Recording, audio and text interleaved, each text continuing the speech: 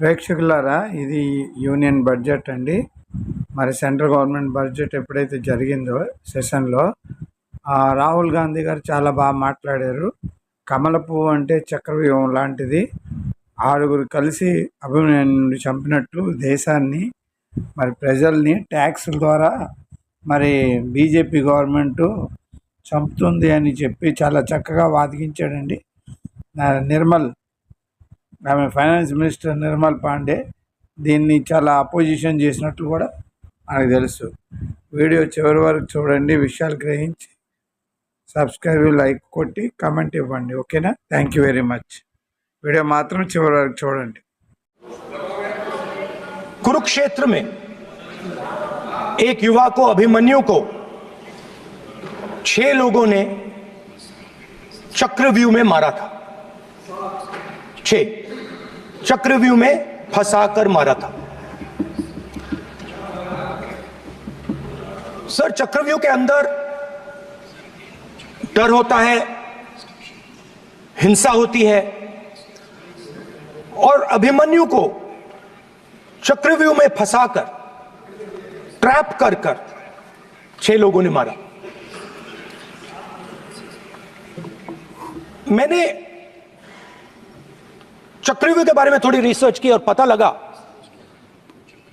कि चक्रव्यूह का एक दूसरा नाम होता है पद्मव्यूह, मतलब लोटस फॉर्मेशन।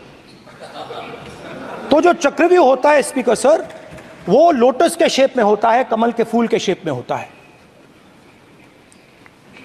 21वीं सदी में सर एक नया चक्रव्यूह तैयार हुआ है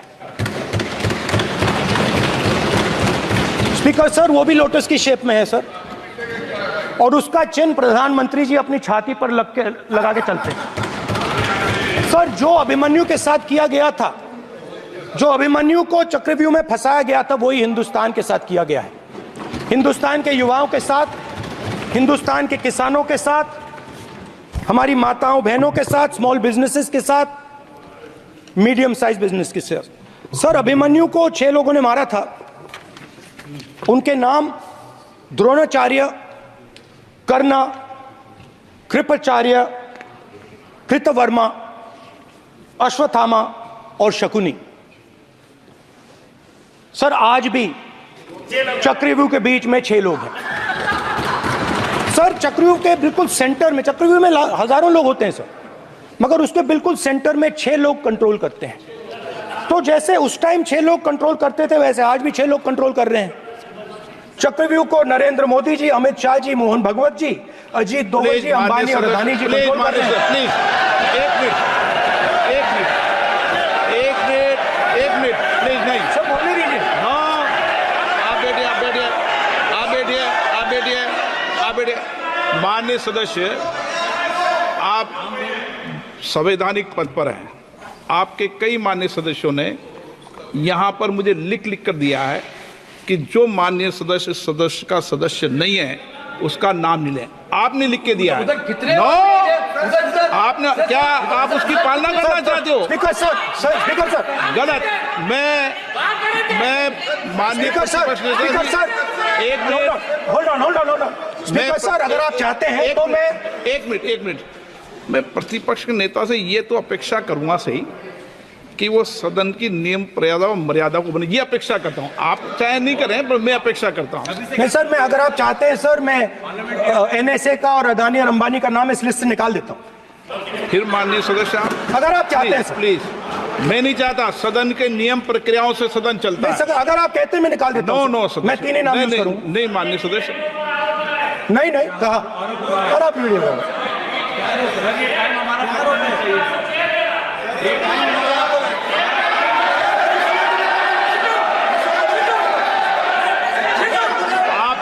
सब प्लीज, या आप समझाइए।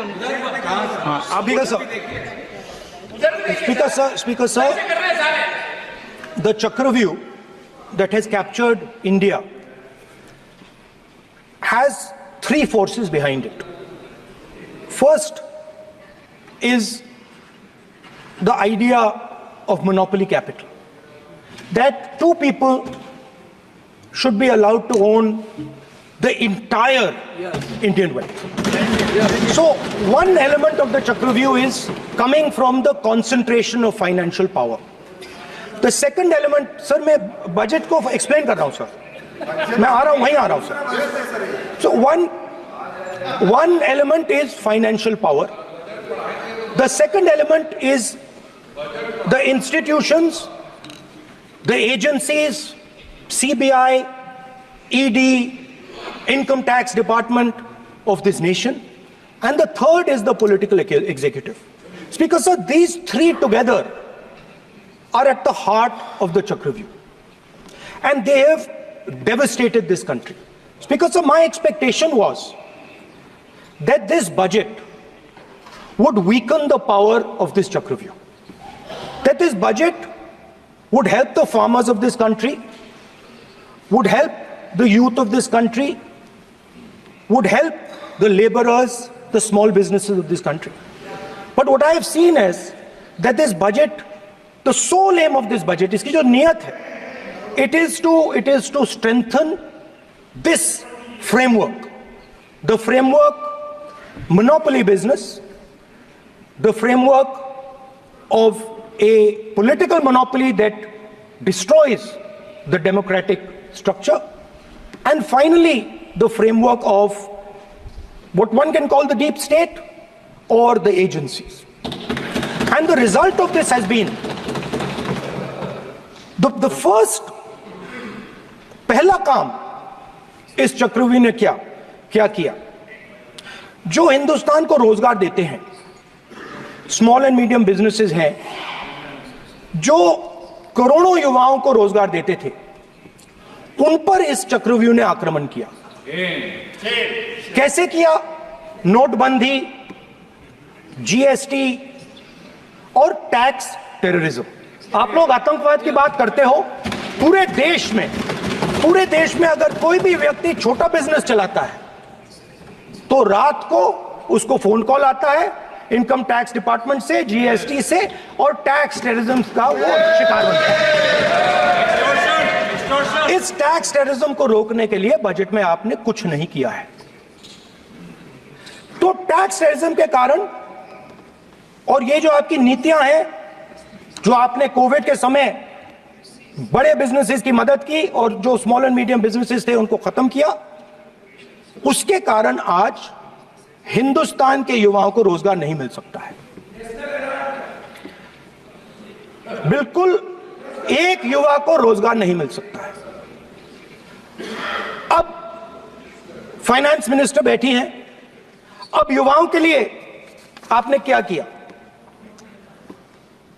बजट में आपने इंटर्नशिप प्रोग्राम की बात करी, और यह शायद एक मजाक है, क्योंकि आपने कहा कि ये इंटर्नशिप प्रोग्राम सिर्फ हिंदुस्तान की 500 सबसे बड़ी कंपनियों में होगा, और 99% जो हमारे युवा हैं उनको इस इंटर्नशिप प्रोग्राम से कुछ लेना देना नहीं, कोई फायदा नहीं होने वाला है. तो आपने पहले टांग तोड़ दी और उसके ऊपर आप बैंडेड लगाने की कोशिश कर रहे हैं. मेन मुद्दा आज युवाओं का एग्जाम पेपर लीक है. जहां भी हम जाते हैं, आपने बेरोजगारी का चक्रव्यूह बना दिया इनके लिए, और जहां भी हम जाते हैं वो कहते हैं देखिए बेरोजगारी है मगर पेपर लीक भी होता है. तो आपने एक साइड पेपर लीक चक्रव्यूह, दूसरी साइड बेरोजगारी चक्रव्यूह. पेपर लीक मैं आपको बताता हूं 10 साल में 70 बार हुआ है. अगर आप जानना चाहते हैं, 10 साल में 70 बार हुआ है. तो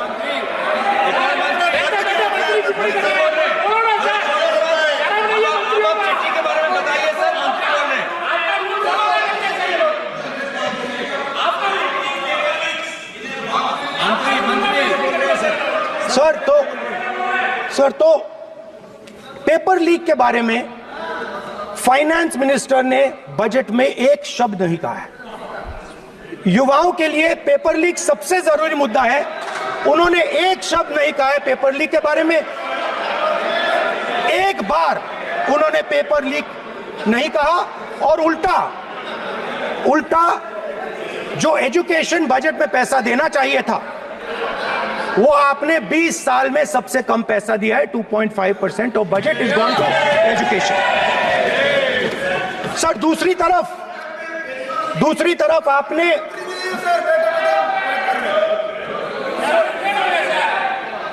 आपकी नहीं मानते। सर ये रनिंग कमेंट्री कर रहे हैं सर दूसरी तरफ पहली बार सेना के जवानों को आपने अग्निवीर के चक्रव्यूह में फंसाया। सही बात। इस बजट में अग्निवीरों के पेंशन के लिए 1 रुपया नहीं है। आप अपने आप को देशभक्त कहते हो, मगर जब अग्निवीरों की मदद करने की बात आती है, जवानों को पैसा देने की बात आती है, तो बजट में आपको 1 रुपया नहीं दिखाई देता। उनकी पेंशन के लिए 1 रुपया आपने नहीं दिया। तो उनको आपने अग्निवीर के चक्रव्यूह में फंसाया। उसके बाद सर जो अन्नदाता हैं वो चक्रव्यूह से निकलने के लिए, आपके चक्रव्यूह से निकलने के लिए जो आपने बनाया 3 काले कानून, जमीन अधिग्रहण बिल को आपने कमजोर किया, उनको आप सही दाम नहीं देते हो। इस चक्रव्यूह से निकलने के लिए उन्होंने आपसे सिर्फ एक चीज मांगी है, 2 चीजें नहीं मांगी है, सिर्फ एक चीज मांगी है। उन्होंने कहा है कि हमें लीगल गारंटीड एमएसपी दे दो।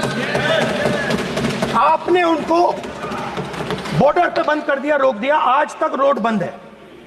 आप उनसे बात करने को तैयार नहीं है। वो यहां आए, मुझसे मिलने आए, आप उनको अंदर नहीं आने दे रहे। सर मैं आपको फैक्ट बताता हूं सर, जो मुझे एक सेकंड, हाँ बता। मैं आपको फैक्ट बताता हूं, फिर आप मुझे करेक्ट कर दीजिए। स्पीकर सर, फार्मर्स का डेलीगेशन नहीं सर, मैं आपको फैक्ट बताता हूं। पर आपके माननीय सदस्यों को कहते हैं वो सदन पर आरोप नहीं लगा है। रिपोर्ट से बोलता हूँ मैं, बिना रिपोर्ट से नहीं बोलता हूँ। बोलिए बोलिए, उनको बोलने दीजिए, उनको बोलने दीजिए, उनको बोलने दीजिए, आप बोलने दीजिए उनको। बोले, वो बोले, बताएं, वो बताएं, मैं बताऊंगा। Speaker sir 1 second. Speaker sir मैं आपको बताता हूं जो मुझे मालूम है। स्पीकर सर मैं आपको बताता हूं। बैठिए। स्पीकर सर हुआ क्या, वहां पे सर मुझसे मिलने एक फार्मर का डेलीगेशन आया। मुझे बताया गया कि फार्मर के डेलीगेशन को अंदर नहीं आने देंगे। मैं उनसे मिलने जब गया तब उनको अंदर आने के दिया गया था। सर ये फैक्ट है सर। अब पता नहीं कोई मिसकम्युनिकेशन हुआ, वो अलग बात है, बट फैक्ट ये है कि जब मैं मीडिया के साथ वहां गया तब दरवाजे पार्लियामेंट के, संसद के उनके लिए खुले, उससे पहले वो बंद थे। ठीक है। और ये आप उनसे भी पूछ लीजिए sir. Please please, no please please, एक मिनट प्लीज। आपने विषय उठाया इसलिए मैं बोल रहा हूं। ऐसे तो सदन की व्यवस्थाओं पर सवाल नहीं उठाना चाहिए। किसको आने दें, 1 मिनट प्लीज बैठिए।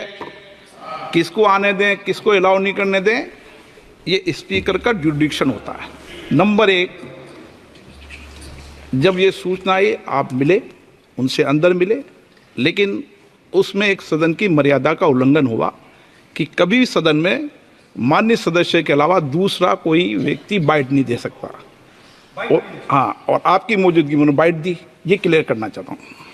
सर ये टेक्निकलिटी है सर, ये मुझे मालूम नहीं थी। कोई बात नहीं। बट सर प्लीज,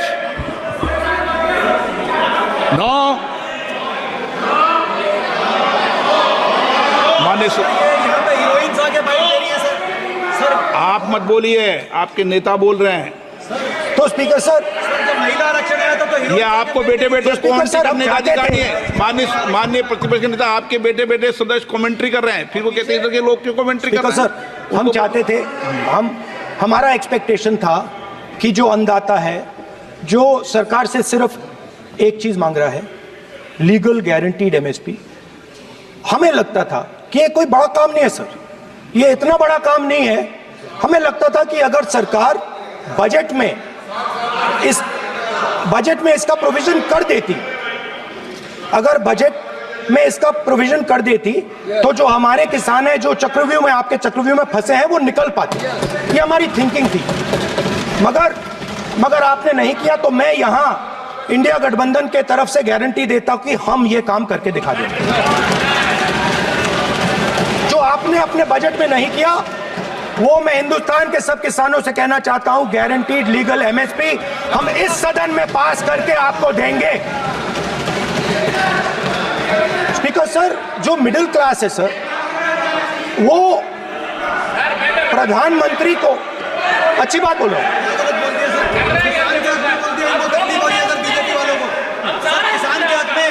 अगर नेता विपक्ष बोल रहे हैं तो आप बैठे बैठे टिप्पणी आप मत करो, आप करोगे तो वो भी करेंगे।